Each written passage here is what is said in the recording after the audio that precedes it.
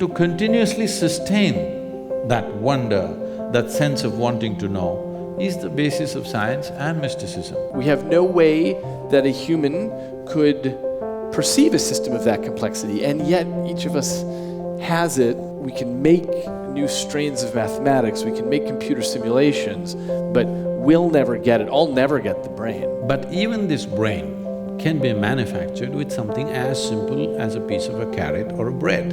So I'm saying, there is an intelligence here which can create a brain. This is a place where I feel like science and mysticism have a real meeting ground, is that this three words of I don't know.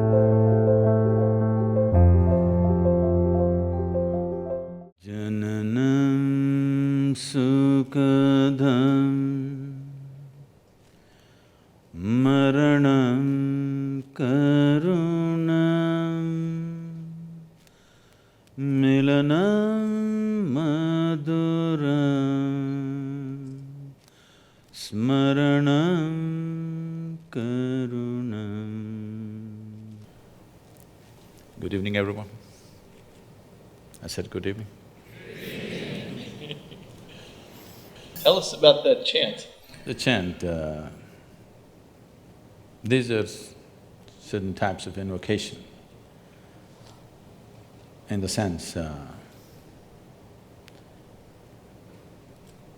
the distinction between an invocation and a prayer is, prayer is an effort to talk to whatever other dimensions that people believe in. Invocation is a way of inciting a certain dimension of who you are for a particular type of activity. So this chant is mainly talking about how birth is sweet, but death is compassion. Because if you cannot die, that's not a good thing, you know. We don't want to die right now, but suppose you cannot die at all, what do you do with it? It'll become a serious problem. Though birth and life is very sweet, death is a great compassion if it comes at the right time. Meeting and mingling is very sweet, but memory is a great compassion. And if one transcends the process that we refer to as time, then the whole existence is compassion for you. That's what the chant is, I mean, generally saying. So I'm very interested in the intersection of our worlds, science and mysticism. I thought we live on the same planet. Well, we'll see. So I go into the lab every day and I study how the brain, which is encased in silence and darkness, how it constructs our reality. And the reason we know that this has something to do with the brain is because if the brain is damaged, even in small ways, your reality changes. And if you take drugs or alcohol or other sorts of things, viruses in the system, your reality can change. So I'm interested in finding where our perspectives overlap in this, because one of your interests is also understanding reality, how we perceive it, how it's individualized to us. So can you tell us about that? There is existence outside, and there is you or me as individual human beings. We have not seen the world. We know it only the way it's projected in the firmament of our minds. When we say mind, in English language, mind is just one word and supposed to encompass everything. But in the yogic terminology, we have 16 parts of the mind which function distinct functions. And there are a whole lot of practices and processes through which one takes charge of these 16 dimensions of mind. These 16, for simpler understanding, can be brought into four sections. The first dimension of the mind is we are referring to as buddhi, or what is generally considered intellect. It is the intellect. I think modern societies, particularly modern education, has become too overly focused on the intellect. Aristotle, you know. I'm not talking about your boy. Because of… we got too engrossed in… we got too mesmerized by our own logic, and we have invested too much in human intellect, leaving out the other dimensions of intelligence that functions within us. When we say intellect, it is the logical realm of what's happening in our minds. Or in other words, in your intellect, you can't make your intellect agree 2 plus 2 is 6. It has to be 4, otherwise you'll think it's crazy. So, it's factual, it grasps the facts of life and assimilates and makes an analysis of that and lets us penetrate through the world. Or in other words, intellect is like a knife. The sharper, the better. Knife is an instrument which is used for cutting things open. So this is one way of exploring the world, by dissection. This is how, you know, at least in high school you must have dissected something. Maybe an earthworm or a cockroach or a frog, I don't know how far you went. This is one way of knowing things, you definitely grasp something, but you never grasp the intrinsic nature of life by dissection. So there are other dimensions of intelligence, and another aspect of the intellect is the second dimension of the mind, we call it as ahankara, which in English language would translate as the identity. What is the identity you have taken? Your intellect is always a slave of your identity. What you identified with, it is only around that it functions. Simple things. People are identified with things that they've not even seen, and huge emotions are there, their life is guided by those things. For example, all of us belong to some nation today. There was a time 100 years ago, many people did not belong to any nation. But today everybody belongs to some nation and everybody belongs to some football club also. Because both have flags and emblems and works. So, nationality is a new idea. It's just about 150, 200 years that we have this strong sense of nationhood. We've shifted from our ethnic, racial and other kinds of identities to national identity. Just the moment you believe, I belong to this nation, the emblem of that nation, the flag of that nation, the anthem of that nation, brings genuine emotion. Nobody's pretending, it's real. It's real because people are willing to die for it. It has to be real. But it's just an identity, you could just switch it any time. You could move to another country and take that on and it becomes yours. So the moment you identify yourself with something, your intellect is completely always protecting this identity and working around this identity. So the identity, if we want to continue that analogy, if intellect is the knife, identity is the hand that holds the knife. How steady or unsteady this hand is will determine what this intellect will do or undo. The next dimension of the mind is called as manas. So this is not just in one place, this is the entire body. Manas is a huge silo of memory. So when I say huge silo of memory, whatever memory you may have in your brain, I know you're a brain fan. Whatever memory you may have in your brain, your body has 1 trillion times more memory than that. You definitely don't remember how your great-great-great-great-great-grandfather looked like, but his nose is sitting on your face right now. It remembers. How your forefathers looked 1,000,000 years ago, your body still remembers, has not forgotten. Definitely it is not the capability of your brain. So, in terms of memory, the manas is phenomenal and it's right across the body. Every cell in the body carries enormous memory. Memory to a point for the origin of life on this planet and beyond. All that memory is carried in this body. So this is manas. If there is no memory, intellect would be defunct, it's like a car without gas. Because there is memory, intellect is on. This memory flows through the hand of identity, and whatever is the identity, the memory takes on that color accordingly, and then it plays up in the intellect and intellect functions. The fourth dimension of the mind is called chitta. Chitta means it's pure intelligence, unsullied by memory. There is absolutely no memory, free of memory, it's just pure intelligence. When we say pure intelligence, all kinds of things have been said with all due respect to everybody's beliefs and faiths and whatever. All kinds of things have been said to people that God is generous, God is love, God is this, God is that. Suppose nobody told you anything and you just paid attention to all the creation around you, how a flower blossoms, how a leaf is, how an ant moves. If you paid enough attention, one thing that you would definitely come to is, whatever is the source of creation is a goddamn intelligent thing. Intelligence, intelligence, intelligence. Everything is smacked with phenomenal intelligence beyond what our quite phenomenal brain cannot perceive. So, this is a dimension of intelligence within us, which is the basis of our creation in a way. If you eat a piece of bread, over the afternoon it becomes a human being because this intelligence exists within you and me.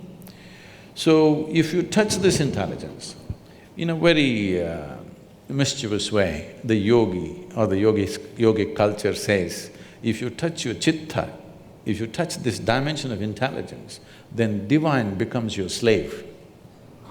You don't have to think what you want, you don't have to seek what you want. If you touch this intelligence, everything that you wish to know is yours. It's just you have to just direct your focus and it's all there because there is a dimension of chitta. Every human being might have accidentally at some point touched this, which makes suddenly one spark of magic in somebody's life. This is because they've touched this dimension of intelligence unconsciously. Now, the question is only about how to get there consciously and to stay there. So, these aspects of the mind are not entirely located here, it is right across the system. I kind of think this is the endeavor of science, is to take the intelligence all around us and across our system and try to understand the principles of that. It's a way of going out and trying to understand the blueprints around us in a way that can be made conscious. And we've made lots of progress that way, and we've walked on the moon, and we've cured lots of human suffering that way by viewing this deep intelligence, which I totally agree with you about, as something that we can make understandable, take it from the ineffable to the effable. And that's part of it's part of what's maybe the biggest part of what's made our world what it is today. If I can intervene, when you say understandable, that means we can put it into the parameters of logic. What if there is a dimension of intelligence within you which does not fit into the parameters of logic? Trying to fit everything into the parameters of logic means the surface intelligence, which is the intellect, which is our survival mode. If we don't have an intellect, we wouldn't survive in this world. What is a survival instrument? We are trying to put all dimensions of life through that, and it has to pass through that sieve. That will completely skew the process.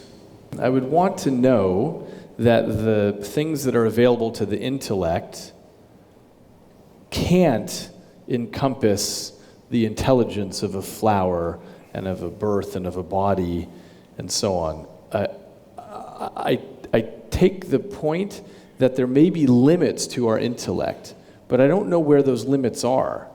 And I don't know how to guarantee that there are borders there beyond which there's something else. See, science has done incredible things in the last 100 years, no question. Our life is the way it is today. The comfort and convenience that all of us are enjoying is essentially because of the outcome of the scientific endeavor on the planet. There's no question about that. But at the same time, the limitation of science is we are trying to touch a dimension which is beyond physical nature with a physical stick. Something that you and I had talked about before is this issue of time perception. It's one of the things I study in my lab, and I was mentioning to you that I think it's one of the most stubborn psychological filters we have, by which I mean time seems to be a construction of the brain because we can easily manipulate it in the laboratory. So you think something lasted longer or shorter, or something happened in a different order.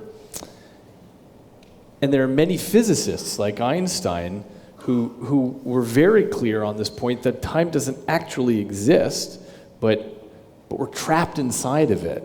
And so this is an interesting example of using our intellect to sort of come up against a glass wall and say, you know, there seem to be things past this wall, and it's impossible for me to know what it would be like to be free of time, for example.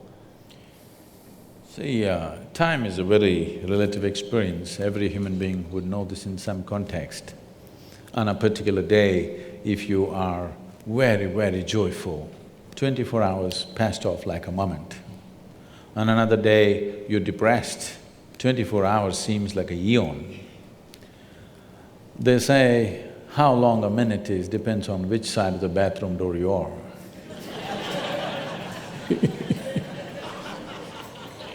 Somebody says, just 1 minute, wait.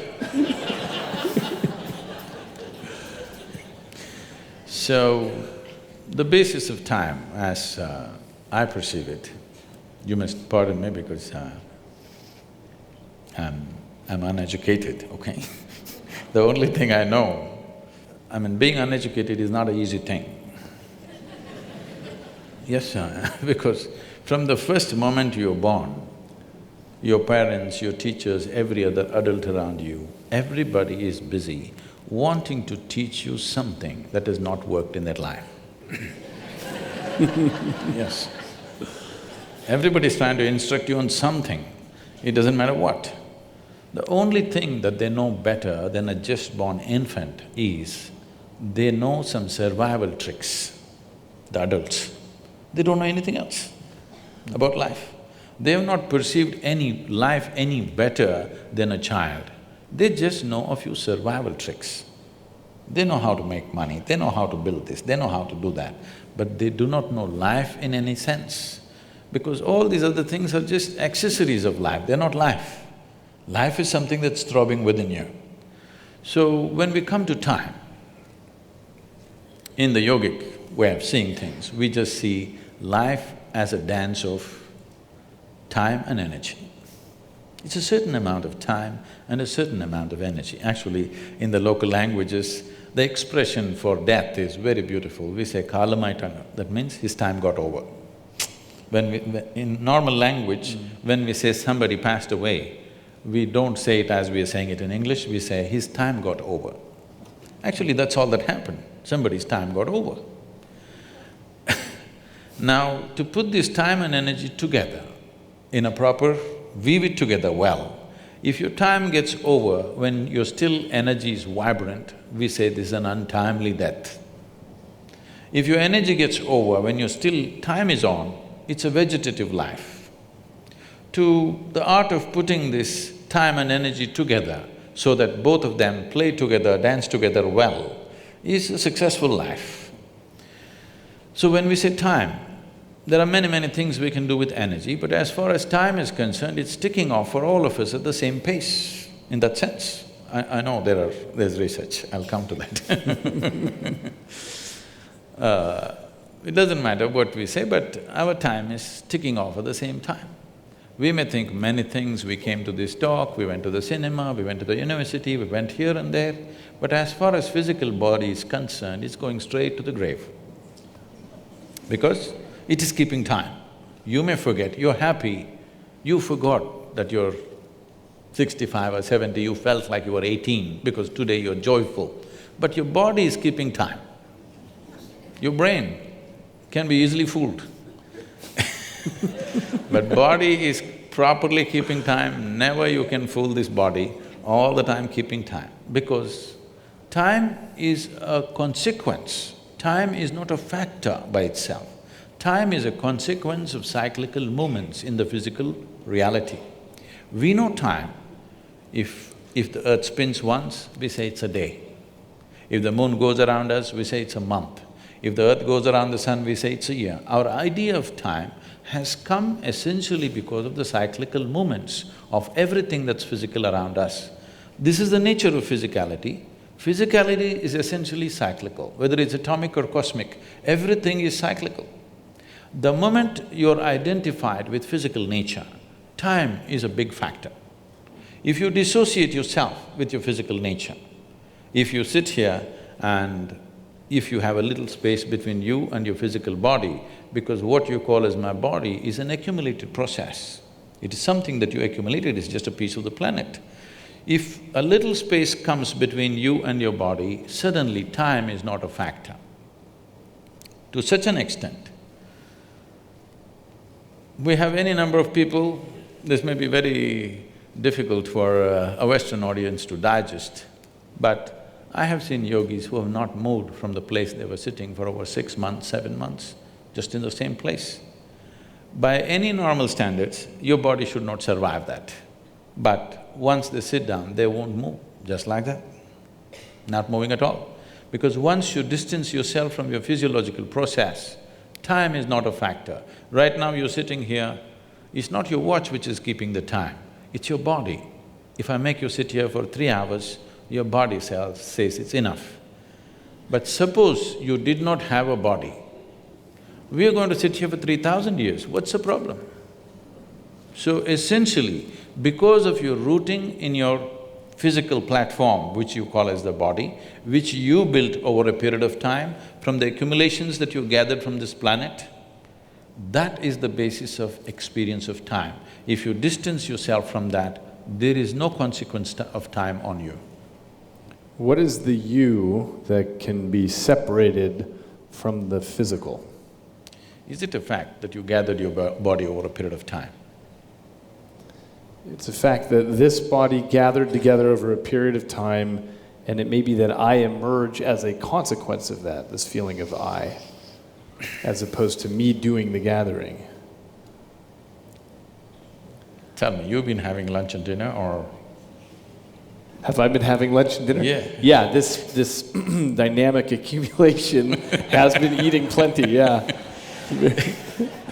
So what you refer to as my body right now is an accumulation of food, it's a heap of food. Not a pleasant way to describe you, but it is. What you call as my mind, largely in people's experience, is an accumulation of impressions over a period of time. Agreed. So, if you have to gather this much of impressions and this much of body, something more fundamental must be there, isn't it? Houston, Texas is an accumulation of roadways and buildings, but we wouldn't say that Houston was there and then gathered. You are not a piece of geography. You are not a piece of geography, are you? Well, I may be exactly that, a physical being. I'll tell you why, from my perspective, that seems like a possibility. It's because we're across the street from the world's largest medical center, and every day there are thousands of people there whose geography is changing because of Alzheimer's or stroke or tumor or traumatic brain injury, and who they are changes. It doesn't seem like there's something fundamental that outlasts damage to the tissue. See, you're talking about thought and emotion. The biggest mistake we have made is, we have given too much significance to human thought. Whatever you think is only happening from the limited data that you have gathered, yes or no? Agreed. Yes.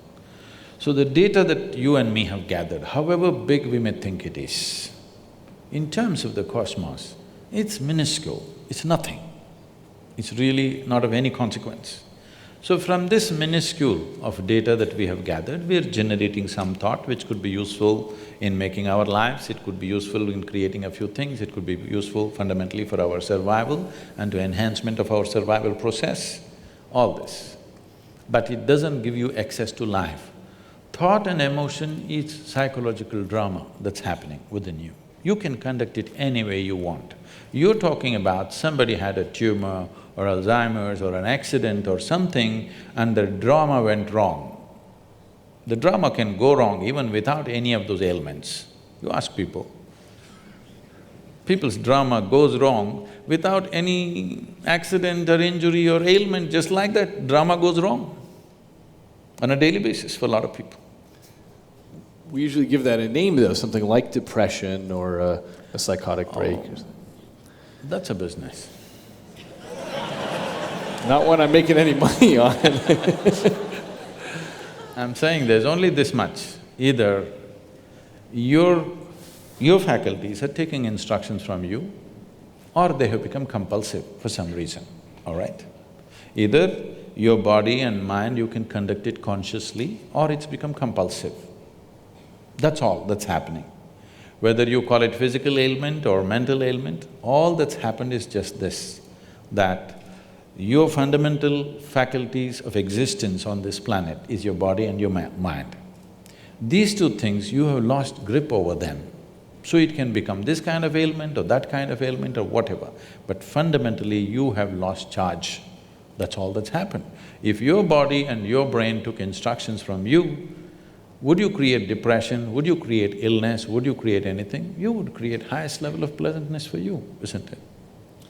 We certainly would if there were a separate you that could gain that control.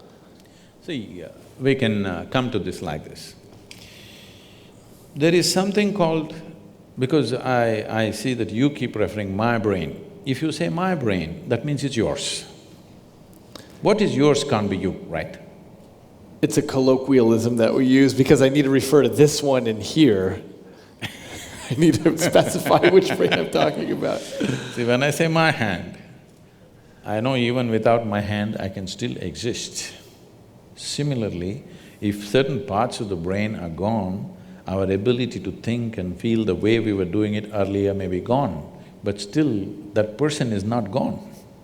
That's the question. So if I lose a little part of my finger, I'm still me, but if I lose a chunk of brain tissue that same size, I can be someone completely different. No, you're talking about personality. Personality is again an acquired thing.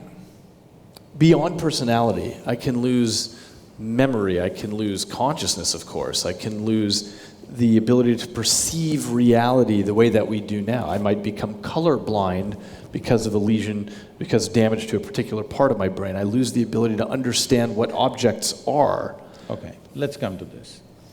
See, suppose somebody became colorblind because of an injury or whatever that happened to them, unfortunately. That person still knows, I have become colorblind, isn't it? He's still there. It's true for the person who becomes colorblind, but it's not true for example, a person who is born colorblind. They don't even have a concept that they could be. They don't have a concept of color. So let's take a person who's born blind entirely. They don't even have a concept of vision. So who's the you for them? Do they… Say, even a person who is visually impaired, who's never seen the world around, he still exists within himself. He's as much a man or a woman as anybody else can be.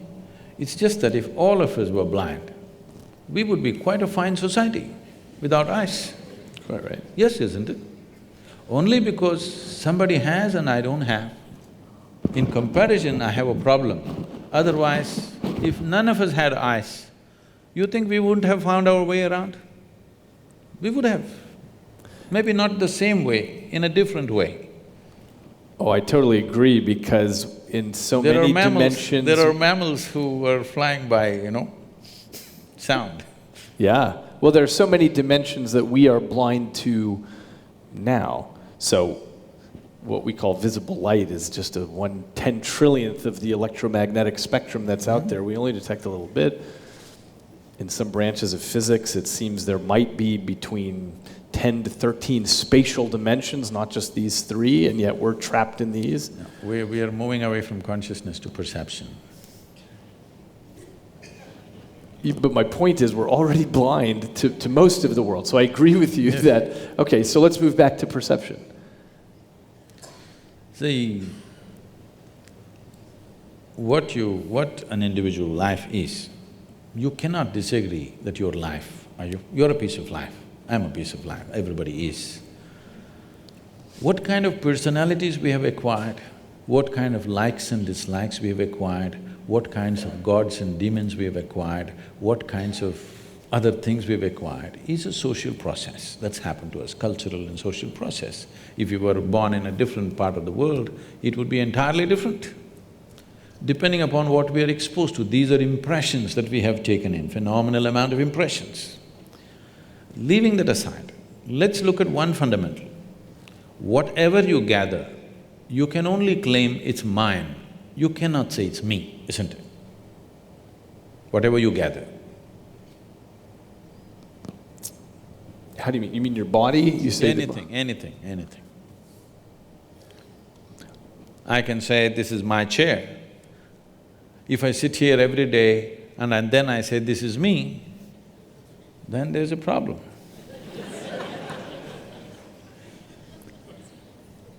I think there's a possibility that it's exactly what happens, that the stuff that this piece of life can end up controlling becomes me. The reason I think of this as my hand is because it most of the time is under the control. My hand is okay, no problem. My hand is okay, me is the problem. What did you say, me? My hand means it belongs to you, no problem with that. When it becomes me, then it leads to a completely distortion of perception. Okay, I think… So you're talking about identity, what you identify yourself as? See, the nature of the mind is such, it is looking for because human intellect and human intelligence has broken out of a certain bond which was there for every other creature, that they could function like an automated machine through certain instinctual process. What has happened with the human being with the process of evolution is, the human being has broken out of that instinctual process and there is an intelligence which has to function consciously. But functioning consciously means every moment of life is an exploration, which is too scary for a whole lot of people. So the best thing is identify with something which gives you some sense of what you are. But this some sense of what you are, which you took on based on your social and cultural backgrounds, what you took on, makes sense for your survival process, but not for explorative process. It doesn't explore life, it keeps you sane. It's a good solace, it helps you to sleep well in the night, but it doesn't awaken a different dimension of knowing, it doesn't awaken the possibility of exploring dimensions which are not yet within you. So if this has to happen, the most important thing is to be able to sit here not identified with anything. When I said, it's so hard to remain uneducated in this world, because everybody is busy wanting to teach you something.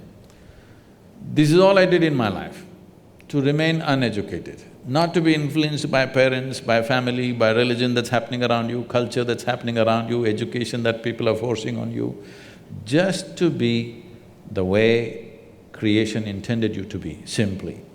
See, I may not fit into the university milieu, but I'm okay, you know. Just simply the way you were born.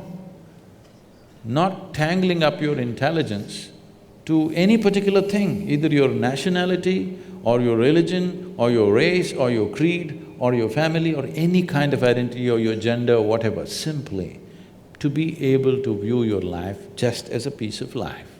If one does this, then you will see perception will explode in ways that they have not imagined possible. Now, as a physical body, you're unable to not be influenced by the clothing of your culture, by… No, this is a statement, this is not a compulsive thing. But you don't dress as somebody who's Chinese or an Eskimo or something. When I'm in the North Pole, I will, I think. So you can't help… So from my perspective, there's this issue of brain plasticity, which is to say that we absorb what's coming in. And I think it's exactly consistent with your description about who you are in the end is an accumulation of all these perceptions. There's also the case that we come to the table with some pre-programming in our DNA, which I think is consistent with what you're talking about as the memory of all of your ancestors leading up to this point. But because we are creatures that go around and vacuum in our cultures, and we speak this particular language, and we are males, and we dress in certain ways, it's hard to avoid that. Now, I'm guessing you're going to say, but you don't identify with it. Is that right? See, what is a social requirement is one thing. I just saw you going into the women's room. And you too, by the way. Because that was the only bathroom available. Yes. So, by social norm, you do certain things. Because in the room that we were sitting, there was only women's room. I don't know why they marked it like that. I don't know. So you went in, I went in, every other male went in, only the female did not go. So now what you do for the norm that exists so that you don't collide into situations is one thing. What you identify with is another thing. So the moment you identify with anything for that matter, starting from your body to everything else, what is your body is the limited body, what you call as family is a larger body, what you call as community is a much bigger body, what you call as a nation is a much bigger body, what you call as humanity is a much bigger body. This is how human identities go. People think it's better to be identified with a nation than to be with an individual when there is a war or when there's some situation. People think it's better to be identified with the whole humanity, but any identity limits you. It takes away the fundamental possibility of what this life is. Identity is required for survival process to manage day-to-day situations, but it is not an exploratory process. Because the intention of science is to know. See, technology is a fallout. Unfortunately in this world, nobody would fund science if it did not spin technology, which is a very unfortunate thing. Because human intelligence wants to know, it need not be useful, it simply wants to know. So technology is useful, and what is useful today, tomorrow you may realize is very destructive, it may take away our life. So technology has to be judiciously looked at, what to apply, what we should not apply, but that judiciousness is gone because everything is commercialized and it's on, full force. Everything that we do after 50 years, we come back and say we did the wrong thing, now we're doing the right thing, and again after 25 years we come back and say then we did the wrong thing, now we're doing the right thing. Every stage of life we seem to know it perfectly well, but after some time looking back we know we did not know nothing, we missed too many pieces. So technology is something that we have to judiciously do.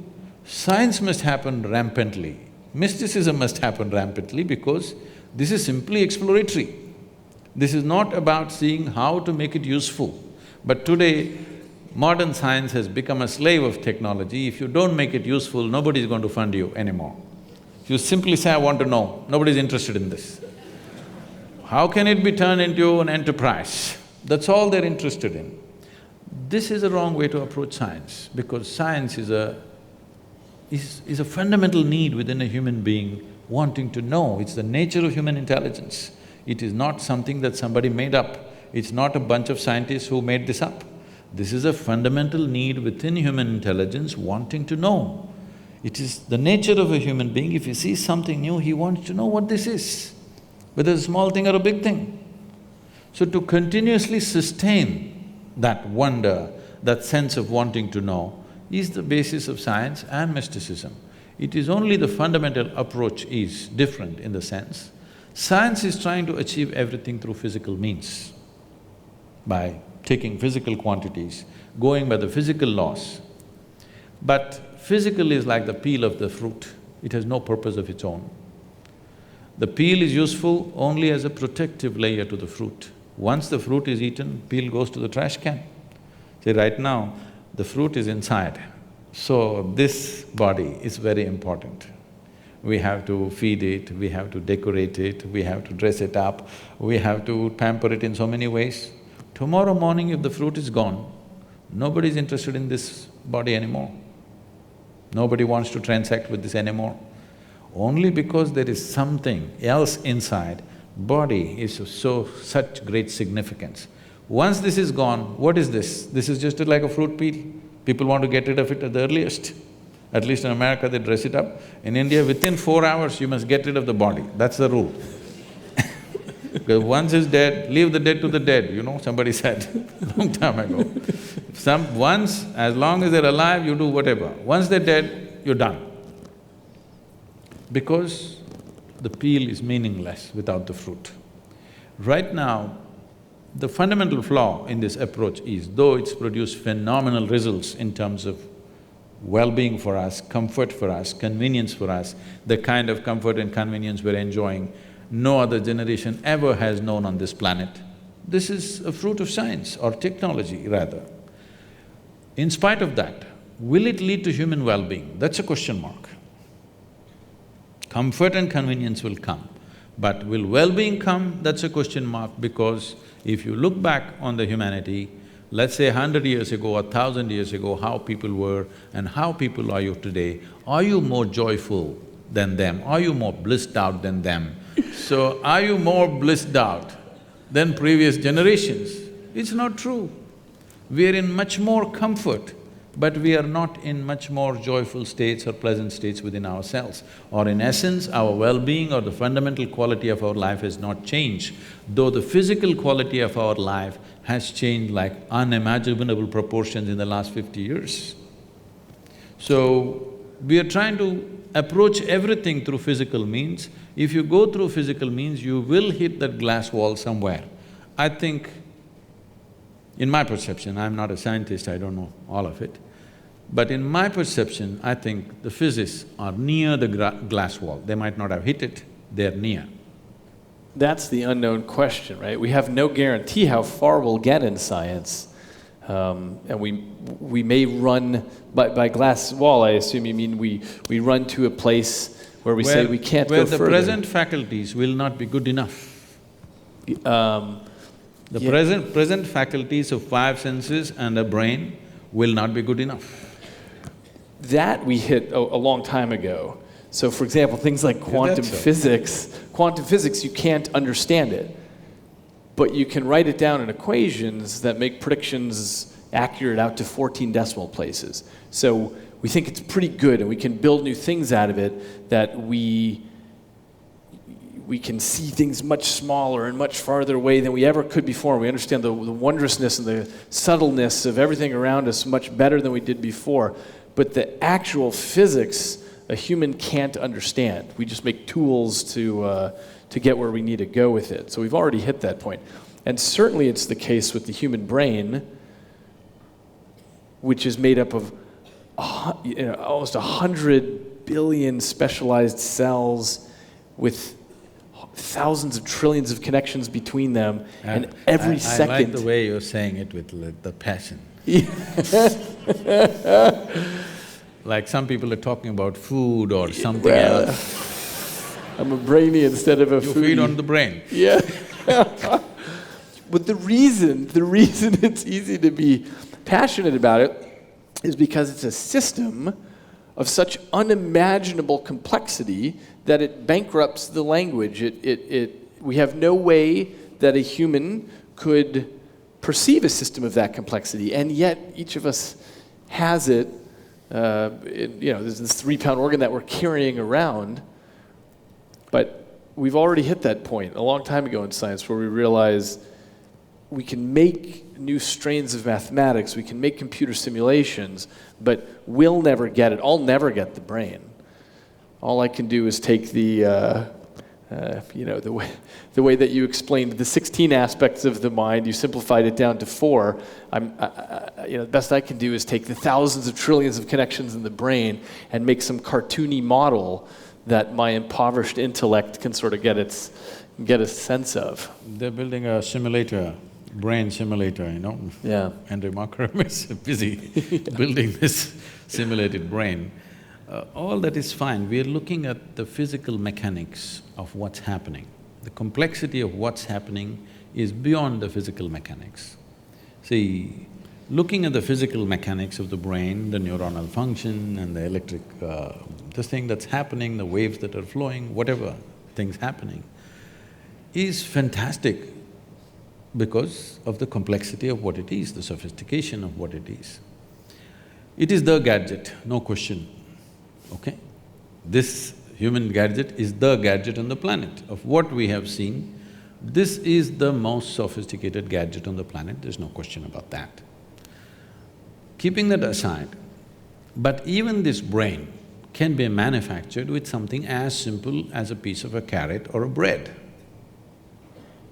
So I'm saying, there is an intelligence here which can create a brain. Why are you ignoring that intelligence? I think that's the heart of science, is to try to understand what that is. What I mean by that is, so we have different approaches in science to get there, but studying the genetic code and understanding how the heck with 27,000 genes can you unpack a human being? Because whatever the truth is of what's happening spiritually, if there's a separate you or not, what we know for sure is that you can unpack a human being from these 4 letters of amino acids, and these base pairs that make these proteins, and somehow that all gets unpacked, fueled by bread and carrots and so on. These kind of questions have always been on human mind. It happened almost 15,000 years ago. Adi Yogi, that means the first yogi, he had 7 disciples. These 7 disciples are full of questions. Some of them are astronomers, some of them are serious mathematicians, things like this. They have 1,000,000 questions. After some time, Adi Yogi is bored with their questions because whatever they ask, it's just a product of their intellect. They're not able to ask a question beyond that. So they ask, what is the nature of this, your cosmos? Where does it begin? Where does it end? How big is it? He's just bored. So he says, your cosmos, I can pack it into your mustard seed. The entire cosmos, I can pack it into your mustard seed, he said. Then they were flabbergasted by this. Then they said, what is it made of? If you can pack such a huge cosmos, which we can't even imagine where it begins and where it ends into your mustard seed, what is it made of? He was completely bored, even not to utter a word, he simply said like this, 5 elements. Just these 5 elements, the entire universe is a play of these 5 elements. If you master the 5 elements, you have a key to every aspect of creation. If you don't master the 5 elements, if you approach it from outside, as you approach it, it will take on 1,000,000,000,000 new forms. As you try to study it, it can take on 1,000,000,000,000 new forms as you're looking at it, because that is what it is capable of. Just 5 things. 5,000,000 things would be difficult. 5, I'm sure you and me can study, isn't it? At least I'm capable of 5.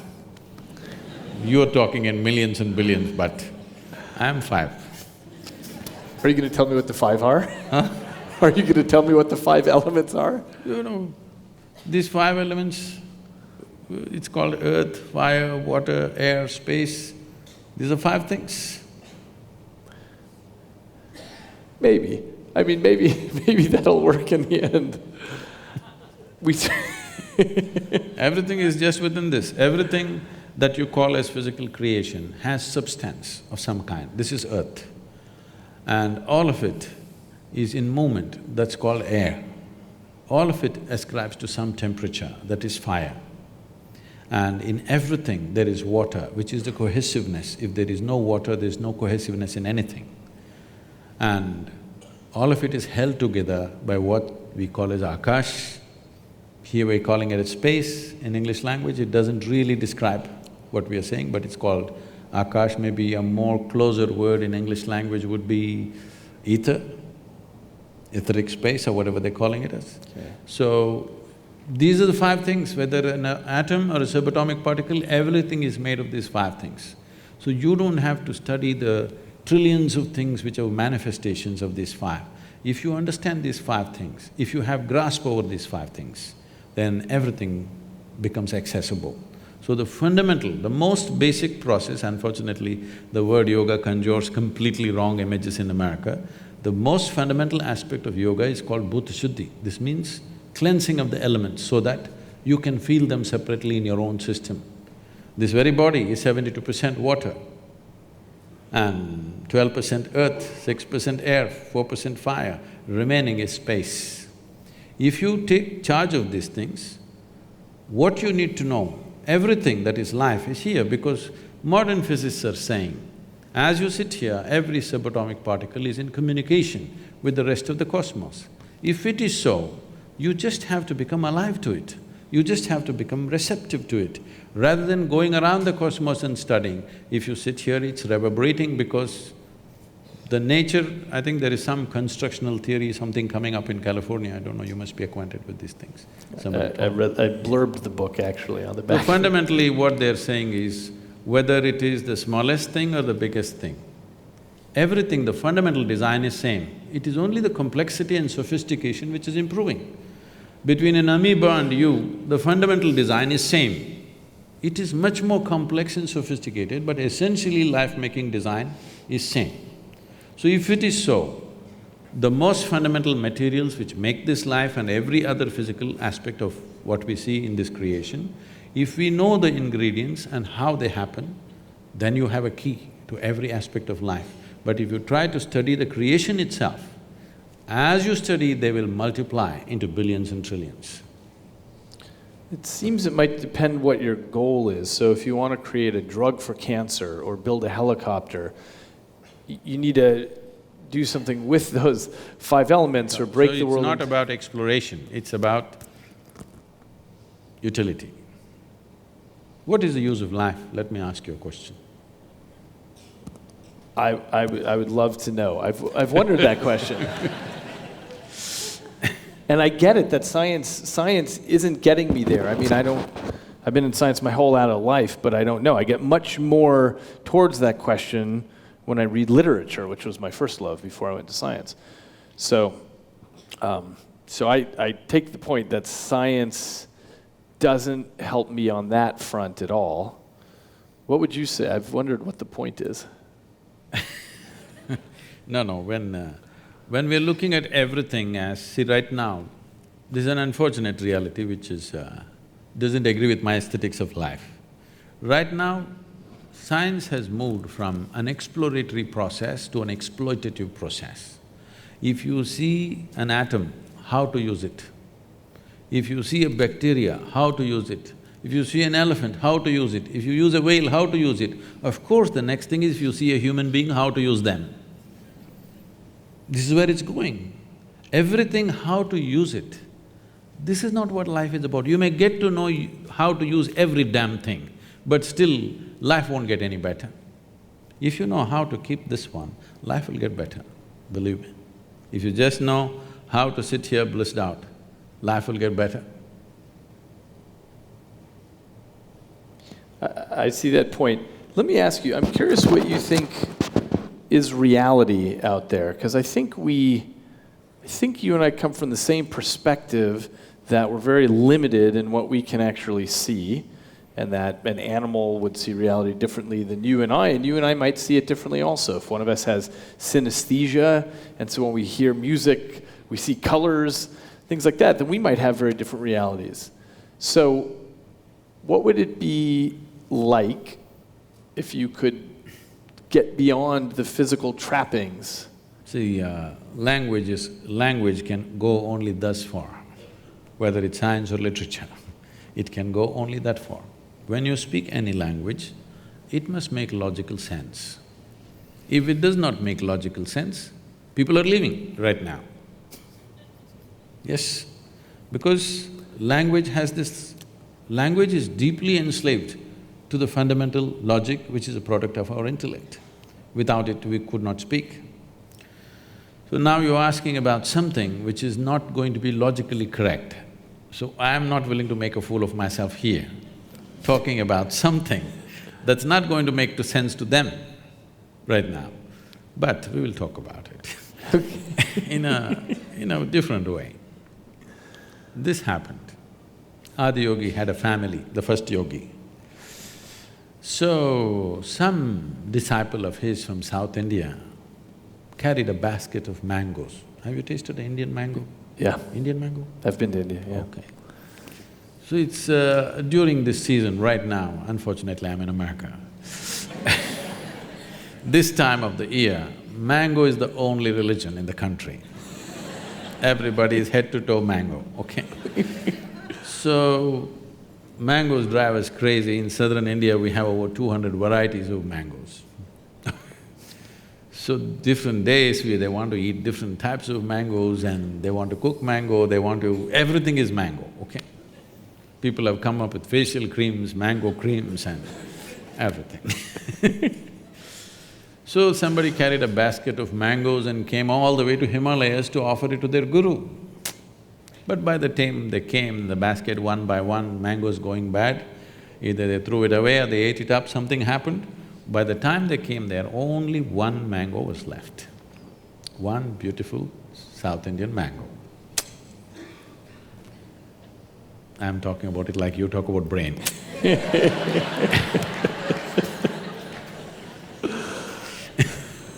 Believe me, it's sweet, not like the brain. So now Adiyogi has a wife and two children, two boys. Now one mango is not like an apple, you can't cut it into half and give it to two people. It can only be eaten like this, you know. If you cut it, it won't go equal anyway. So what to do? Both the boys came running, we want the mango. Each one wants the mango. So they didn't know what to do, then they said, what? They have to set up something, who gets the mango? They said, okay, let's have a little race, whoever wins the race gets the mango. Because these are Adiyogi's children, it's not a 100-meter dash. They said, whoever goes around the world 3 times first, they will get the mango. So the younger boy immediately set off, racing around the world, wanting to make 3 rounds, and he went away. The older boy was a little obese. He just sat there. He didn't move, the parents were surprised. Then they thought maybe he's given up on the mango. The young boy wants to get it, he's running, this boy has given up. But this boy sat there for some time, then he got up. He went around his father and mother 3 times and said, mango. They said, what, you didn't even run? What do you mean? The race is about going around the world. He's going around the world, I went around my world. You are my world. I've gone around, I deserve the mango. They couldn't argue with this logic, so they gave him the mango. He ate. And the younger boy came and, you know, things happened. Fireworks. Fireworks happened, he became very furious, all those things are another story. But what I'm saying is, there is a subjective reality and there's an objective reality. When I say subjective reality, I'm not talking about just your thought and emotion. Like you were talking about, cognitive reality can be different. What is smell for somebody is taste for someone else. What is sweet for somebody is bitter for somebody else. What's light for one person is darkness for another creature. Here I see one creature right behind staring at me. So, this perception is… these 5 senses are tuned for our survival. If survival is what we are seeking, sense organs are fine. But once you're looking at life as an exploration, you want to know life, not just live life, you want to know. When you want to know, 5 senses are no good. They are not sufficient faculties to know. Right now, this brain, I'm not trying to downgrade it, it's a fantastic thing. This brain is nothing without the 5 senses. It is these 5 agencies which are gathering information and feeding up this brain all the time, both every moment of your wakefulness and sleep, this is happening. If you walk from here to there, if somebody is wearing a strong perfume or something else, you may notice it, otherwise generally you may not notice. But if you walk from here to there, your olfactory cognition is taking in probably 200 different smells if you walk from here to there. It is just that you have not paid enough attention to decipher that and your other faculties are overriding that. Suppose you did not have eyes, ears, nothing. If you shut them off for some time, you will see suddenly your nostrils become so very sensitive, you can just smell out how many people are there. If you bring your dog here, he almost knows how many people are here. He doesn't know just some human smell. He knows individually distinct smell of each person that is here. We also have that because our neurological system is way more sophisticated than that of a dog, but there are other overriding factors which have diminished that. But if you wish, you can develop that to a certain level. So cognitive distinctions are there and cognitive confusion is there as you… what's that word about smell becomes a color and color becomes… Synesthesia. Okay, whatever. No, it's anesthesia, synesthesia, something is lost, something is mixed up, like a drink. A man who is just out of the bar may feel that way, you know. Everything may become colorful or not colorful depending upon his mood on that day or what he had. So, these things are happening because you can impair these things or enhance these things with a little bit of chemical stimulation or injuries or diseases or… This is essentially a chemical soup. What kind of a soup is the question. So, our whole effort in the yogic system is how to keep it very equanimous and exuberant at the same time. The problem with most people is if they become equanimous, they become death-like. If they become exuberant, they keep flipping all the time. To be equanimous and exuberant means your sense organs and you can function in a certain way. You are vibrantly alive, but you're absolutely equanimous. If this one thing happens, suddenly your sensory perception will not be the limit for you. There are other dimensions of perception which will not come into one's experience unless there is a certain level of striving. For example, 200 years ago, I heard 97% of United States population was illiterate. Today, probably almost 100% literacy in the country. How does this happen? It's the infrastructure of schoolrooms and human infrastructure of teachers and many other things and books and whatever. If this infrastructure was not built, even today we would be in the same condition, isn't it? So similarly, for turning inward, there is no infrastructure. Few individuals may be doing it somewhere, but there is no large-scale infrastructure in the society as to look at life just as life, not as to how it is useful. Life need not be useful, it's a phenomena beyond our use. It is a phenomena to be experienced. We have come here to experience life, not to use life, isn't it so? Hello? We have come here to experience life, not about how to put this to use. This is not a work donkey. I'm trying to understand this issue about knowing. So where we clearly have overlap in the way we go about it is wanting to know things, wanting to understand everything around us. But there's a sense in which we're not limited by our intellect because I have the opportunity to ride on the back of all the other humans on the planet and those that have come before me. It's a collective intellect that's now encoded on Wikipedia and in millions of books, and I have an opportunity to take experiences from across the world, places I've never been, ideas that I would have never thought of, and so on, and feed all that in. So it's a much richer diet, first of all. A much richer data.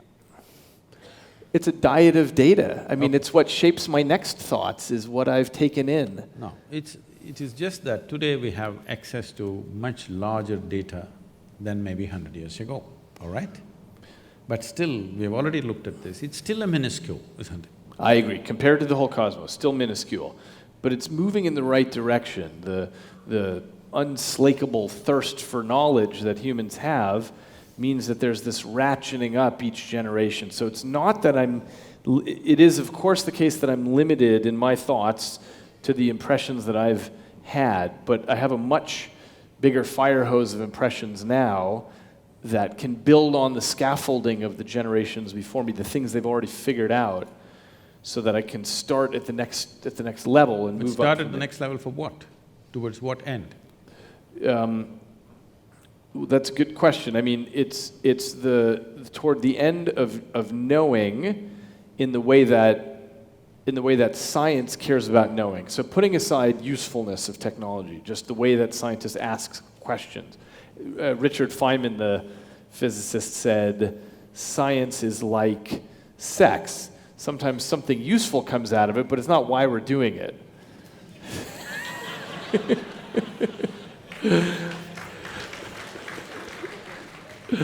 So it's a way of knowing, and it's a collaborative way of knowing, where we link arms across space and across generations as well to try to get somewhere. I'm in no way trying to disagree with that or in any way discredit that. It's a tremendous effort, but I'm saying if knowing is the purpose, because wanting to know, how much time and energy somebody is willing to dedicate to that may be questionable from person to person, but everybody wants to know, there's no question about that. But knowing everything by intellect, we will know the surface of everything but never the real source of everything or the core of everything. Because the only doorway to our experience is this human mechanism. You don't know the world any other way than the way this one is projecting right now within itself, yes? Agreed. There is no other way. You don't know how that is, you only know the way it is happening within you, isn't it? I don't know how you are really, I only know the way your picture is right now projecting in my brain or my system and how I'm perceiving it. As you know, you have drilled holes into people's brains and impaired something and put electric current and whatever you've done. I'm not saying you as a person, I'm saying these things have been done. You definitely know by interfering with a certain physical process, the whole perception could change. The world has not changed, but perception has changed, so in his experience, everything has changed. So that dimension of life is only useful for survival. When I say survival, everything that we're doing is survival. To survive better, to enhance our survival to a better status or in an enhanced way of survival process. But once you've come as a human being, it doesn't matter how well you survive, still it is not good enough, isn't it? It's never going to be good enough because survival is not going to fulfill a human being. It doesn't matter how big our homes get, how big our cars get, how energy efficient it gets, how better we dress, how better we eat, still we will feel it's not enough because that's not the direction in which the life wants to go. So here's the part I'm trying to understand, is this issue about knowing, this issue about seeking knowledge. Let's say, either in science or in mysticism, we depend on our senses for that, yes? Or are you saying that I'm saying they're not dependable. Agreed. They're not dependable. But isn't it all we have? Or you're saying there's this other Yes. aspect to the mind? See, for example, suppose you or me were lost in the jungle as infants, okay? If something edible came, we definitely would take it and put it in the mouth. We wouldn't try our ears first, then nostrils, and then by accident discover the mouth. No, we just know how to eat, no question about that. So I'm saying everything concerned with our survival is inbuilt. It's there. This is millions of years of memory which is there within us, we know how to survive. But we wouldn't know how to read, we wouldn't know how to do so many other things which have become a part of our life. Do you remember when you were 2 or 3 years of age, when they tried to teach you that alphabet, the damn A, how complicated it was? It was so complicated just to get it right. You had to write 100 times to get it. Today with eyes closed you can do it. Because of a certain striving, isn't it? Similarly, anything beyond survival, if we have to have it in our lives, a certain striving is needed. As I said, striving for inward perception is something, unfortunately, that's been banished in modern societies because we are on the thrill of technology. It's a fantastic thing, but you will see as time progresses, as technology becomes better and better, human beings will become more and more frustrated. If you have not noticed this, just look out and see, you will see 8-year-old, 10-year-old kids bored. In your generation or my generation, we would have never seen, we never knew what is damn boredom is.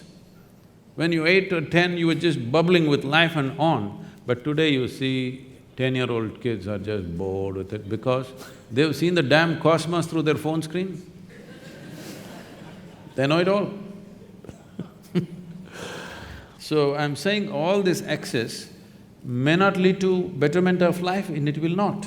Comfort and convenience will come. But well-being will not happen.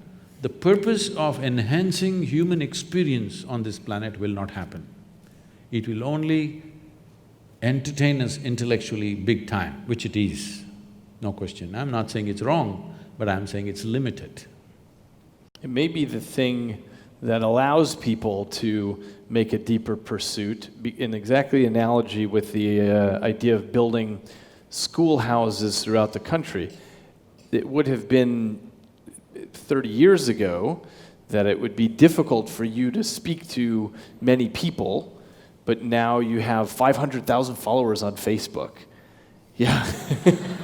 As I was telling you, I was in a very large gathering of people and somebody asked me, Sadhguru, what about all the gurus, ancient gurus who were there, what about them? I said, nothing. I am the greatest guru. Because when Krishna was there, he could speak to… he was a very gentle human being, probably he could speak to 50 people at a time. When Gautama came, he stood up and spoke more loudly. Maybe 100 people. Vivekananda came, he had a big voice, maybe he spoke to 200 people. Look at here, right now I'm speaking to 50,000 people, and if I want, I can speak to the whole world sitting here. So I'm the greatest guru ever. Because technology has definitely facilitated that, no question. But at the same time, technology doesn't have discriminatory powers. As you can deliver well-being, you can deliver disaster through technology by itself. It doesn't have a mind of its own, it is a certain capability. And all machines and whatever we have created technology, from a bicycle to a spacecraft or a computer or whatever, essentially only what we can do, enhancement of that. Because we can speak, now a microphone has come, a telephone has come. Because we can see, a telescope has come, a microscope has come. Only what we can do, we are enhancing it with various machines and gadgets we are creating. We have not created one machine or gadget to do something that we ourselves cannot do in a rudimentary way. I agree with that. So I'm saying you're only enhancing your five senses. For now, yes, but No, it as can… you know… See, right now, it can happen, right now, with a phone, I can talk to somebody in India. Technology may come, I can smell the food that they're cooking in India. If I'm missing home, they can turn on the phone and I can smell the food from India. It may happen. I'm not saying it's beyond that, it's very much possible it may happen. But I can do it without a phone also. So, you're very interested in inner engineering. My interest is in outer engineering, and as you know, I've built a vest in my laboratory with vibratory motors on it, and we're experimenting now with feeding in new kinds of data streams into the brain because the brain appears to be flexible enough to take in any kind of new data streams and have a sensation of it. So if I feed in weather patterns from the surrounding 200 miles, or if I feed in real-time stock market data, you can, in theory, develop a sense of the economic movements of the planet, things like this. Now, we're just at the foot of the mountain on this, but it may be that there are whole new kinds of human senses, and that would be a proof of principle of developing something that goes beyond, that makes a new kind of sense. Essentially takes these peripheral devices and adds new ones, and eventually we'll probably build new kinds of sensors and plug them right into the brain. But still they will only enhance your present capabilities, not something new, not entirely new. I don't know, if I could actually have an individual experience of weather patterns 200 miles wide, as I'm walking around, I'm tapped into that, I think that's a new human experience, it's not something I've had before. This is something that happened almost 45 years ago when I was living on a farm. So there is a man, a middle-aged man in the village who is, he can barely hear, 95% gone, just if you shout at him, he hears something. So because he cannot hear, he cannot say anything, he just dumb and stares at things. So everybody thinks he's a fool and, things happening, he's not valued in the village. So I took him as my man Friday, and I said, you stay on my farm and work for me. So he was with me. What I found was, one morning he gets up and gets the plow and those are the days, not tractor days, he still plow with the animals. So he gets the animals and the plow ready. I said, what are you doing? He said, I'm getting ready to plow. I said, where are you going to plow? It's dry.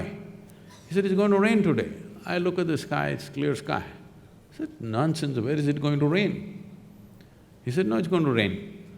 He simply sits there like this, because no social communication, he can't hear. He simply sits there like this the whole day. If there's no work, he just sits in one place unmoving. And he just knows. And you won't believe it'll rain. The day he says it'll rain, it will rain.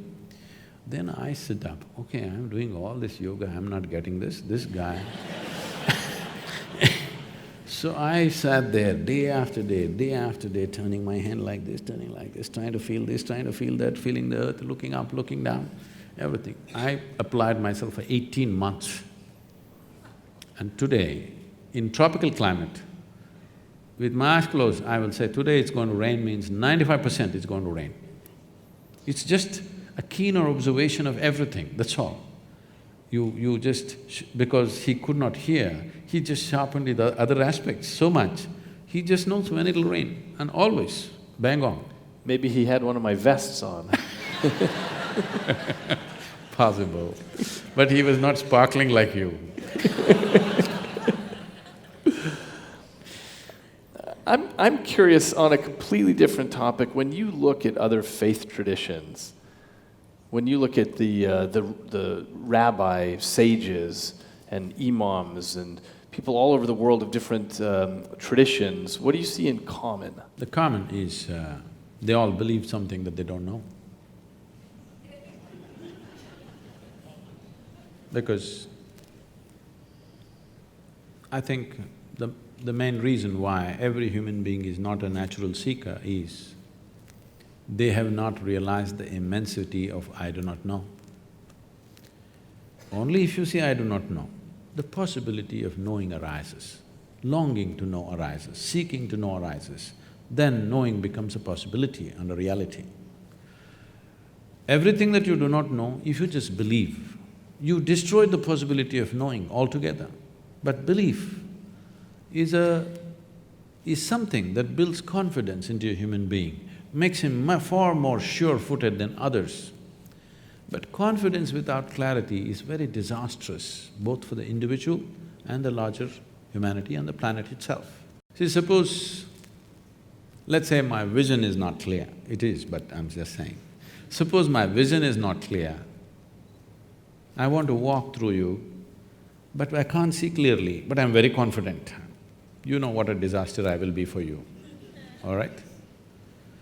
If I understand my vision is not clear and I don't have this foolish idea of confidence, then I will walk gently. I'll seek somebody's help, I'll have some humility to walk through people in a certain way. Otherwise, I will see how to clear my vision, what I have to do for that. But if you have no clarity and you have confidence, it's a dangerous… it's TNT. It's bound to explode on humanity somewhere. It keeps happening here, there. We are just looking at eruptions, small eruptions, but it's bound to happen somewhere large scale.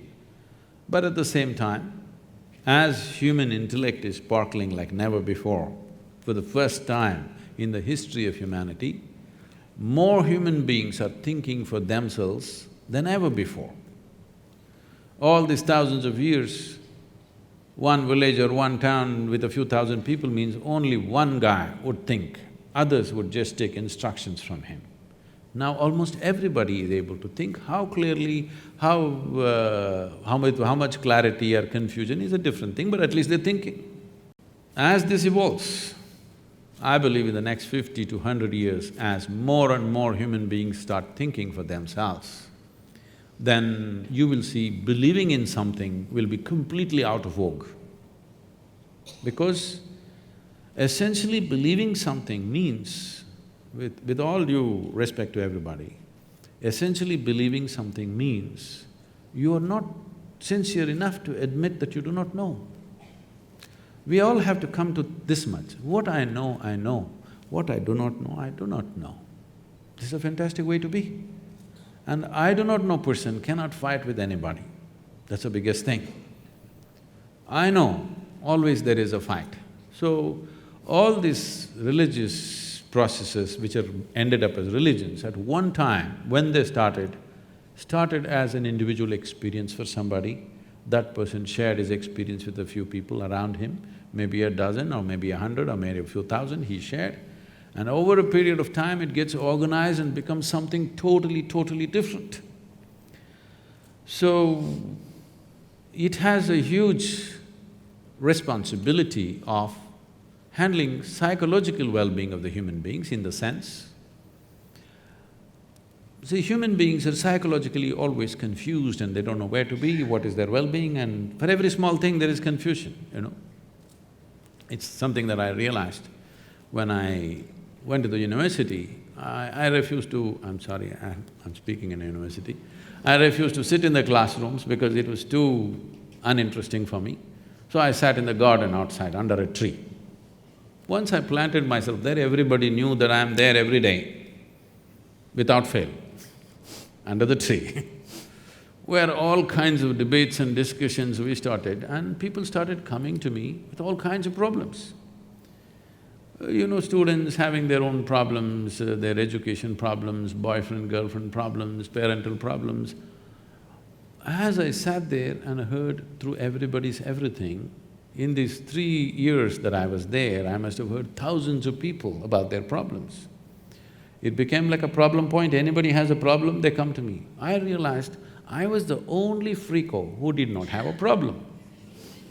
Everybody had a problem, which made them normal. I did not know what's a problem. It's not that everything was perfect, but it's just that I didn't view it as a problem. I just saw situations are there, some works for me, some don't work for me. But everybody has a problem. If you really look at it, the problem with humanity is just this. From being a monkey or a chimpanzee to a human being, it's actually a small change, you know. From a chimpanzee to a human being, there is only 1.23% DNA difference, I believe. That's not much, isn't it? We could forget sometime who we are But what a phenomenal change in the intelligence that we have compared to a chimpanzee or a monkey. So the problem is just this, we have a intellect which is sharp and we don't know how to hold it. Whichever way we touch it, it cuts us. All the suffering, human suffering on the planet is manufactured in their own mind. From outside, how much suffering is happening to you, tell me? Nothing much, it's all generated, it's all self-help. This is because this evolutionary process has happened so rapidly. As Charles Darwin went about describing, a goat became a giraffe, it took many million years, a pig became an elephant, many million years. But from monkey to man, it happened rather quickly, to a point where people think there is a missing link somewhere, okay? So quickly that we have still not gotten used to this intelligence. We are struggling as to how to manage this intelligence, and this intelligence is the basis of people's suffering. If you remove half the brain, most of them will be peaceful. Yes or no? Hey, you're the expert, you must tell me. You know, in mental asylums, when people are completely out of control, they are doing lobotomy, remove part of the brain, they become peaceful. So right now, just to be peaceful and happy is such a huge challenge for most human beings, simply because they're not able to conduct the sparkle of their own intelligence. If they were little dumber, they would be peaceful. Yes. So the problem is of plenty. The problem is not of paucity, it is just that a certain level of intelligence which we are not able to handle because there is no stable platform. There is an intelligence here for which there is no stable platform. Unless you create a stable enough platform, this intelligence will not work for us, it'll work against us, simply because it's a sharp knife. If you don't know how to hold it, it'll cut you up.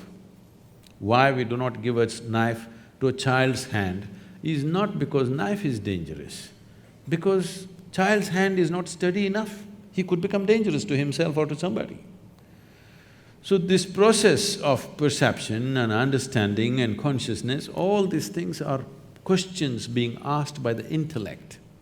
Intellect is always looking at the world only in pieces, in bits and pieces, because all the information that comes to the intellect is coming through sense organs, and sense organs perceive everything only by comparison. Without context, they cannot perceive anything. For example, if I touch this glass, it feels cool to me. It is not that I know what is happening with this glass, it is just that my body temperature is in a certain way, because of that I feel it's cool. If I lower my body temperature and touch this would be warm to me. So sense organs are giving a perspective only in comparison, which is useful for survival. What this means is, suppose you're 6 feet tall, you stand like a tall man, you walk like a tall man, you feel like a tall man, you are a tall man. You went to another society where everybody is 8 feet tall. Suddenly you stand like a short man, walk like a short man, feel like a short man, you are a short man. So I'm saying this perspective of knowing everything by comparison is only useful for survival process. Now that science in its essence, is interested in knowing, not about enslaving the world. How to use it is not the question. How to know this is just an intrigue that from nowhere we just pop up and full-scale drama, and suddenly we pop out and don't know what. For this we have simplistic answers. Okay, you will go to heaven, okay, you will go to hell, the people that you don't like will go to hell, of course you and me will go to heaven. So these things are there. We are trying to handle our ignorance with solace. Solace is what you're seeking, you must believe something. Belief is a good thing because today modern psychiatrists are here trying to solve these problems that human beings are having with their intelligence, which are turned against themselves. Essentially all human suffering is their own intelligence having turned against them, that's all it is. So psychiatrists are trying to handle, but they can only handle one client at a time and they need a lot of furniture and all this.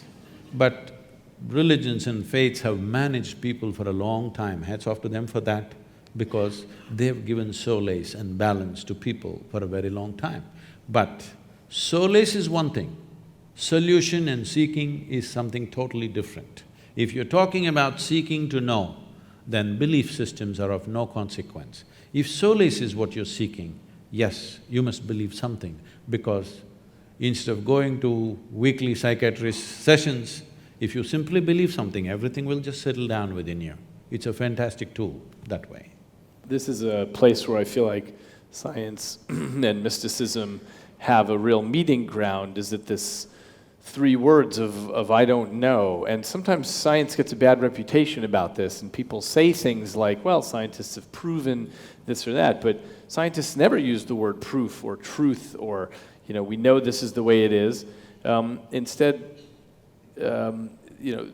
this capacity to hold on to multiple hypotheses at the same time and say, I don't know what is the right answer, is part of the scientific temperament. It's an important part of the fabric of everything we do in science, is this understanding that Mother Nature is way bigger than we are, and that we, in our lifetimes, might not get anything but one step closer to in the direction of truth.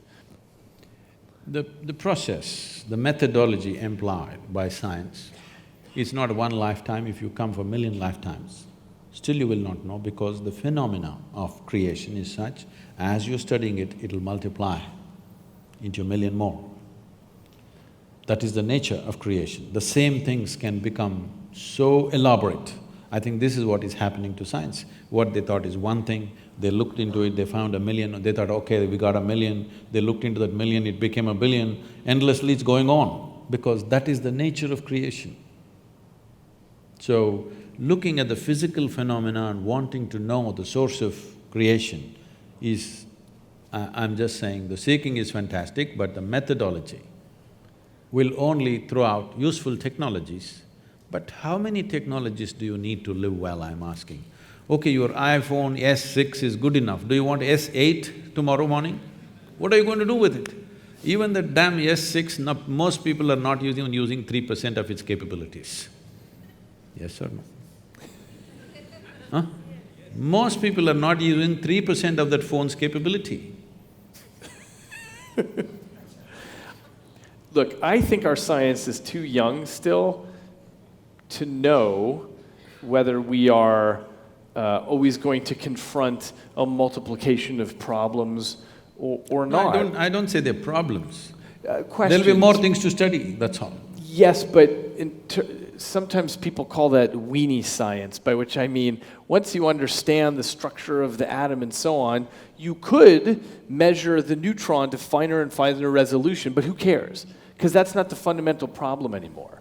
And we're still at such a young age that we don't know whether science will keep bifurcating into more and more interesting questions or whether it'll just become weighing things and it doesn't matter, because now we kind of get the core of it. We might not know that for 100 years or 1,000 years, but I don't know for certain that we are doomed to infinite complexity. It may be that we can put together a very clear model What of I'm what's saying going is on. you're fundamentally employing sense organs. I agree with that. Sense organ is the basis of all scientific pursuit. I'm saying sense organs are not reliable instruments. You ask the owl. I think that the pursuit of science is really trying to surmount our sense organs. It's trying to figure out this. Now, how would they surmount? By understanding laws of nature that we don't know why they're true, but they seem to be correct, like quantum mechanics, like basic Newtonian physics, by, figuring out why force equals mass times acceleration. Why is that true? Nobody knows. But that's the way that people pursue trying to understand. It's a way of reaching into the cosmos and figuring out that there are laws that go beyond my sense organs. I have no way to smell or touch F equals ma, and yet it seems to hold. And that's the sense in which we go beyond the little peripheral devices that we come to the table with and try to understand what's past that. It is true that we have to translate things into equations, and equations we might write down or we might hear if we're a blind person, but in theory that's something that's beyond our basic sensory apparatus. See,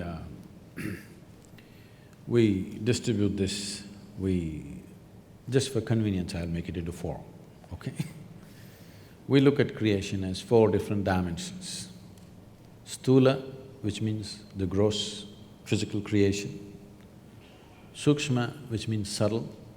That means you cannot perceive them through sense organs, but if you hone your attention to a certain level, then you can perceive that. So this is called as Vishesh Gyan, which means an extraordinary perception, or it's called Vigyan. Today in India, in local languages, the word for science is Vigyan, okay? That means it's Vishesh Gyan. Vishesh Gyan means extraordinary perception.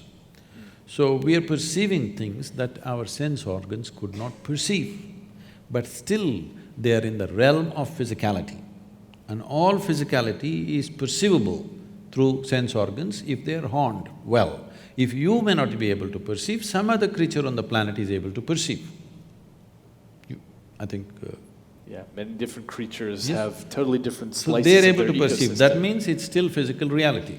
So, what is called as sthula is gross reality, which all of us can see and hear and smell. What is considered as sukshma, still physicality, but so subtle that your eyes and ears are not good enough for that, but if you're willing to pay attention, you can perceive. Then next is called as shunya, which literally translates as emptiness in English, but emptiness is not the word. It is physicality without form.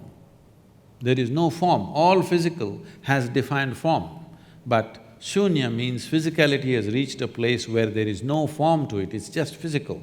or its fundamental material of physicality. The next is called as Shiva, which means that which is not. That means that which is not physical at all. So, existence is seen as these four components, and how to perceive these four dimensions. There's a whole methodology. Why I'm saying this is, if only scientists who have pursued things so far into physical reality, if they pay little attention to the most fundamental physicality, which is themselves, if they turn inward rather than constantly looking through a telescope or a microscope, if they spend equal amount of time turning inward, I think something phenomenal could come out of it. For many scientists, the reason they turn outward is as a way of understanding what this is all made out of, which would include understanding something about what a piece of life is. Let me ask you this. When you say, I am a piece of life, you are a piece of life, I hear that and understand it in a particular way, but I want to know what you mean by a piece of life. Because what you drink is life, what you eat is life, what you breathe is life. All this we're gathering, and this is a piece of life, which has acquired a certain level of information, built its own kind of software unconsciously, and its own tendencies and its own character and its own personality, but that's a bubble. It's like if you blow soap bubbles, each bubble has a character of its own. When they burst, the most essential ingredient of the bubble was the air. Where is it? It's all there. So this is all air, and the bubble is a piece of air. Similarly, this is all life.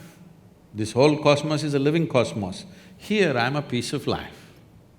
And life has given me this privilege that I can hold this piece of life within myself and experience it as if I am by myself, everything. This is a fantastic privilege, but we should not abuse this. And do you see that as being illusory, the idea that you're a piece of life and I'm a piece of life, given that we share atoms, and when I'm breathing out and you're breathing in and so on, we're exchanging atoms, do you see that as an illusion that there is a you and a me, or are we all the same life? See, the thing is, right now, all these apps have come and different kinds of softwares have come. So this is easy to understand today because people are using this thing as if they're live, okay? And they're alive in their own way because a certain amount of information has been calibrated in a certain way to do certain things, and it's almost alive. I think most people have a better relationship with their WhatsApp than with their family, okay? Yes, people are so engaged with it because it has a character of its own, and it's even predicting what's the next word you will type. Which your family cannot do, your friends cannot do probably. So, this is just like that. It has accumulated a certain amount of information. This vast life that's available, around it we formed a bubble. This is my bubble, that's your bubble. What is the content of the bubble? It's the same stuff.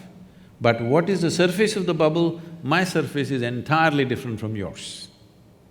And it has its own characteristic, it has its own flavor, it has its own tendencies. So this is an unconscious software that every one of us is building with phenomenal amount of information that we are acquiring as we sit here.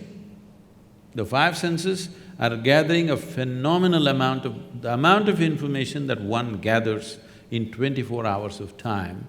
If you spend 1,000,000 years, you can't process it. That much information we are gathering. This is what traditionally we refer to as karma. It's all twisted out in America, I'm seeing.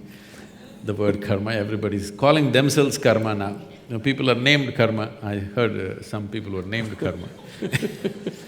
So suppose we see right now, we don't know how the outside weather also is quite good, I think in the evening. At least the air conditioning is good, everything is nice, you're fine.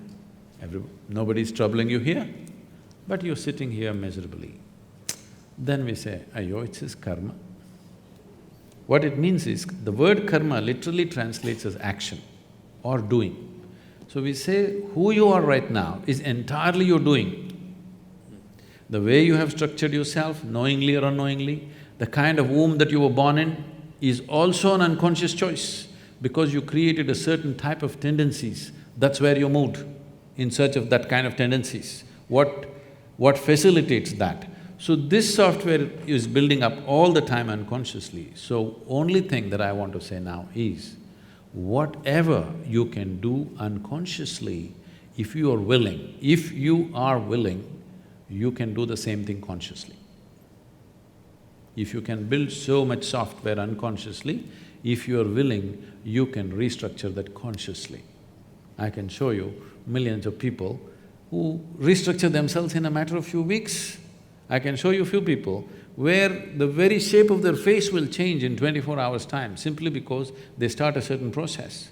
Entirely, their whole personality is altered within a matter of 1 or 2 days of doing certain processes because distancing yourself from your genetic memory, there's an entire process. Most Indians have forgotten, otherwise it was there in every family. Whenever somebody dies or even when your parents are alive, there are processes how to distance yourself from your genetic memory. Because this is very important, if you want to be a unique fresh bubble of your own, then you must distance yourself from genetic memory, otherwise you will see at 18 you're a great rebel, you don't want to be like your parents and this and that. You see when you're 45, suddenly you start walking like your father, talking like your mother, stuff is happening to you, you don't know, because don't underestimate these people. They won't give up so easily. Your grandfather may be dead and gone, but the guy wants to live through you. So the thing is to distance yourself from genetic memory so that you don't become a cyclical pattern of repetitiveness. You want to be a fresh life. That means you have to recalibrate your software consciously. Anything that you can do consciously, you can also do… anything that you can do unconsciously, you can also do consciously if the necessary striving is there. What does it take for people to have that level of striving? It depends how far they want to go. If somebody comes and asks, if I want to know the entire… not the new physics, what has happened till now, if I want to know, how long does it take? If a fresh student comes and asks, is there a time you can say? No, you can say, okay, start on a science undergrad, let's see. If he does undergrad and he thinks he's beginning to know everything, then you start telling him, this is not it, you got to do your masters. If he does that, you will say, then you have to do your PhD. After your PhD, you're declared that you don't know much.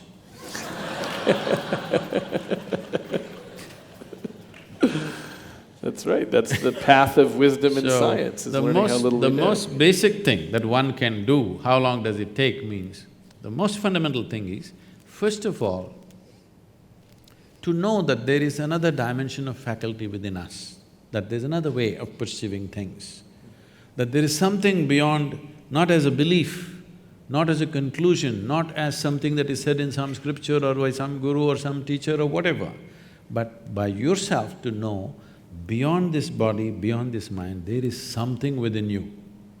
This experience, if this has to happen, I would say if you are willing to dedicate just 30 hours of absolutely focused time, if you give me, in 30 hours' time, we can bring you to a place, we can give you a tool through which you know something beyond your physicality. What that thing is, you don't have to jump into a conclusion, but something beyond your physical nature will become alive within you and you know there is something beyond physical nature. If that is enough inspiration for you to continue your pursuit, then how long it will take the entire pursuit, you cannot say, each individual is his own. They're saying enough. Okay, I have I have a message that we're going to go to Q&A now. And Trent, is there a pattern to the Q&A in terms of people getting a microphone, or should they just shout? Okay, I see. There are microphone runners and people will raise their hand. Okay. I thought they were announcing dinner time.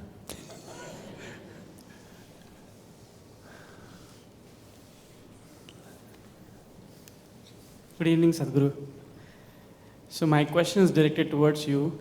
So I've heard from you in past that for this path of seeking, one does need a guru. One needs someone to show the light. So how does one select a guru? How does one know who's the right person to take him through that path?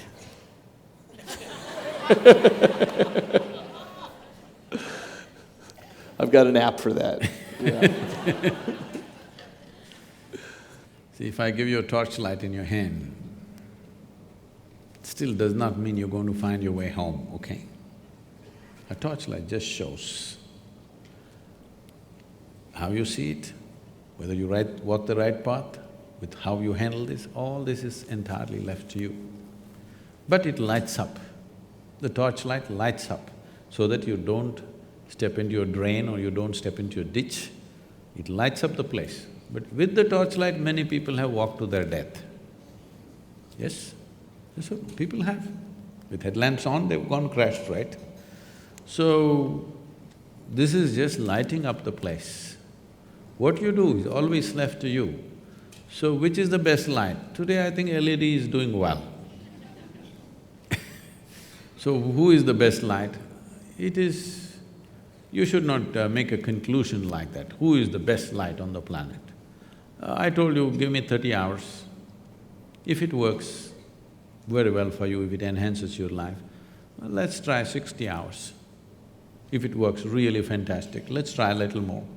Let's go in installments. I don't want anybody to be hanging on to me thinking I'm their savior or something. That's not the way to go for it. Experiment with it. If it works, let's put more energy and more time into it. If it works further, let's put more energy and more time into it. I think that's the way to go. Not today coming here and making a decision, okay, this is my man. This is not marriage, okay?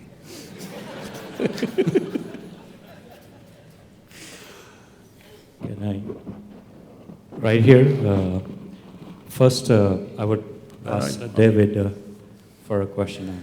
I don't want to discount science from mysticism or mysticism from science, but what I want to, through this discussion, what I had been thinking about is, as you say, you observe, how can I have a question for David first. Have you ever studied someone who's observed themselves from outside, like suspending yourself from within you and observing you?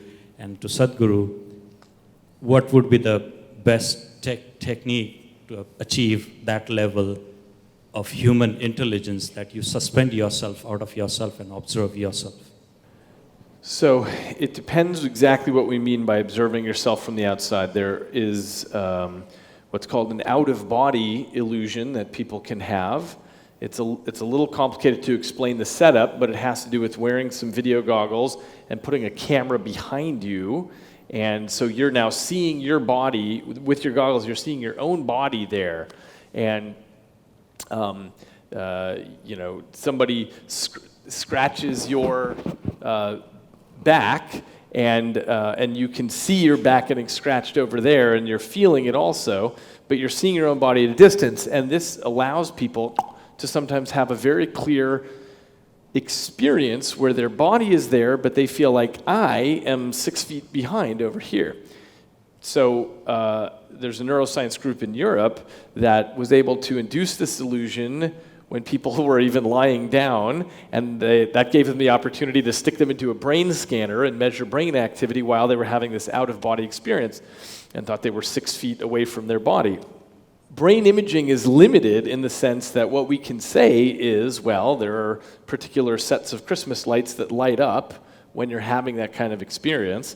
But unfortunately, that's where science gets a little bit stuck, because we can describe the neural correlates of subjective experience, but we don't know yet why they're identical to that subjective experience.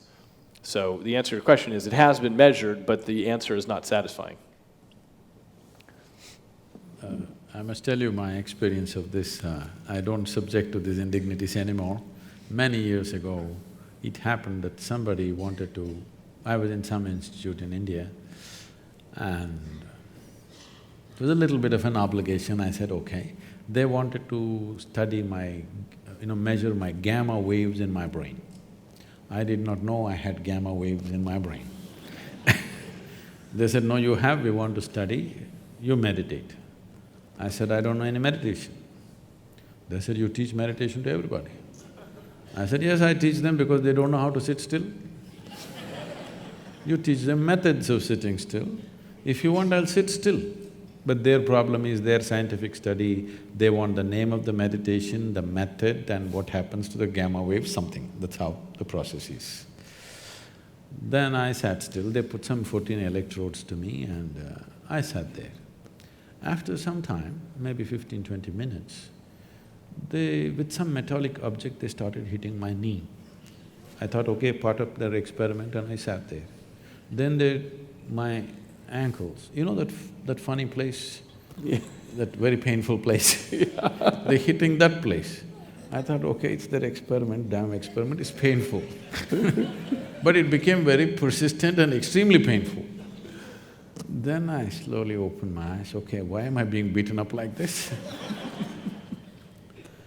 I opened my eyes and they were all giving me a weird look. I said, did I do something wrong? They said, according to our instruments, you are dead. I said, that's a great diagnosis. And then they said, you're either dead or you're brain dead. I said, no, that's too insulting. I'll take the first diagnosis. I'm dead, I'm okay. If you give me a certificate that I'm dead, I can live with that. If you give me a certificate I'm brain dead, that's not a good thing. So I don't know what this thing was about, but what I'm saying is, all instruments created by us are definitely lesser instruments than this one. It can't be more than that. Though a telephone can speak that far and I can only speak this far, all this, but they are lesser instruments in terms of sophistication. In terms of a particular action, they may be bigger than us. A bicycle can run faster than I can run, a motorcycle can go much faster where there is an aircraft which can fly. Yes, all that is there, but in terms of sophistication, there cannot be anything more sophisticated than who we are, because we cannot create something more sophisticated than ourselves. Whatever we create will be a byproduct of who we are. So in that context, using instruments to measure, yes, you can very easily fool the brain, you know, it's very simple. There are many techniques like this in yoga, like David is talking about, he was talking to me about how you could trick the mind, that a smell can become a sound can become something else. The whole lot of… without all these gadgets, there are many ways that you could trick the human mind. And the magicians of the world have mastered this thing, you know, simply like this, they pick things out of your pocket without you knowing what's happening to you. Because there is a certain way that you can use the faculty to go behind that and do certain things. That apart, in terms of fundamental sophistication, there is nothing more sophisticated than this gadget. This is the gadget, and this is the only form of experience you have with the world. When I say this is the only form of experience you have, right now can you see me, all of you? Just use your hands and point out, where am I? Oh, you got it all wrong. You know, I'm a mystic from South India. Now, this light is falling upon me, reflecting, inverted image in the retina. You know the whole story. Where do you see me now? Within yourself. Where do you hear me now? Within yourself. Where have you seen the whole world? Within yourself. Everything that ever happened to you happened only within you. Right now, someone next to you, if they touch your hand, you think you're feeling their hand. No. You're only experiencing the sensations in your hand. You do one thing, you make somebody touch you like this 5 times, just observe this. After that, no hand, that person is not here, simply sit here. You can create the same sensation. Either you can do it with external stimuli, or you can internally manufacture anything that you want. What you call as mental problems or mental diseases is just that they're creating many things without external stimuli. All the time it's happening. It's happening to everybody in so many different ways. When it goes out of control, we call it an ailment. Otherwise, almost every human being is various experiences they are creating without any external stimuli. If you go through your dream, a dream is as true as a reality when you're going through it, isn't it? We started a school a few years ago, and this 8-year-old boy, I just walked into the school, this 8-year-old boy comes and asks, Sadhguru, is life real or is it a dream? I looked at him, this is an 8-year-old, you have to come with the truth, I said, life is a dream, but dream is true. Go Sadhguru, you're always like this only But that's a fact. Life is a dream, the way it's happening within you right now, it's a dream, but the dream is true in your experience. But this dream, you can make it whichever way you want, whichever way you want. In the sense you okay for a joke? In the sense what? On a certain day, a lady went to sleep. In her sleep, she had a dream. In her dream, she saw a hunk of a man standing there staring at her. Then he started coming closer and closer and closer. He came so close, she could even feel his breath. And she trembled, not in fear. Then she asked, "What will you do to me?" The man said, "Well, lady, it's your dream."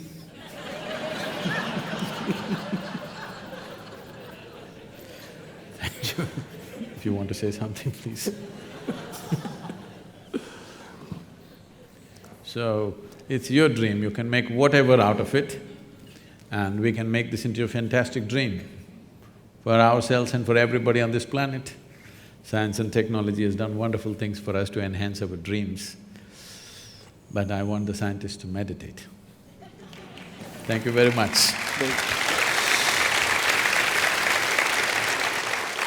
Thank you. Thanks. Thank you.